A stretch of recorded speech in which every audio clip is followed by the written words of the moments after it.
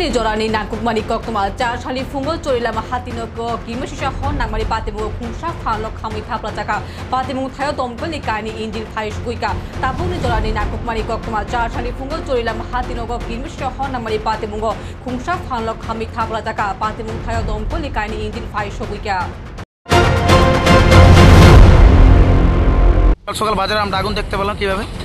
আজকে সকালে তো ভোরবেলা থেকে বৃষ্টির পরে আমরা যখন মর্নিং ওয়াক করতে সবাই আসে তখনই বাজারে আসার পরে প্রায় 5টা নাগাদ আমরা দেখতে পাই অনিল কর্মকার, অজয় কর্মকার যে জেরক্স এবং বিভিন্ন সামগ্রীর দোকান চৈলাম বাজার স্ট্যান্ডের মধ্যে ধাও করে আগুন জ্বলছে, ধোঁয়া বেরোচ্ছে। তৎক্ষণাৎ আমরা ফায়ার সার্ভিসকে ফোন করি, কিন্তু ফায়ার সার্ভিসের মোবাইল বন্ধ ছিল এবং কোন ফায়ার সার্ভিস? বিশালগড় বিশ্বের মধ্যে দুটোটার মধ্যেই ল্যান্ডফোন বন্ধ ছিল, কারণ কোনো সারা শব্দ ছিল না। তখনই আমরা থানার ওসিকে ফোন করা হয়, তো ওসি জানান পাঠাচ্ছি, কিন্তু একটু দেরি হলো আসে, কিন্তু রক্ষা করতে পারেনি। দোকানের মধ্যে সব কিছুই পুরো ছাই হয়ে গেছে।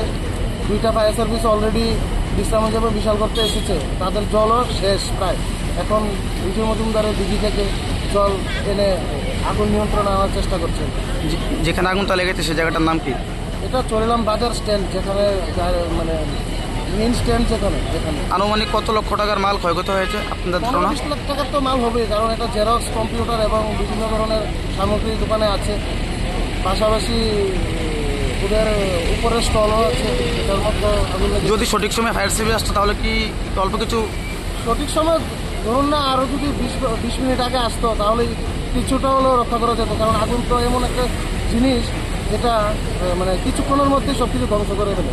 কারণ ওদের এই ল্যান্ডফোন বন্ধ এবং পার্সোনাল মোবাইলও থাকে, আমাদের কাছে নাম্বার আছে।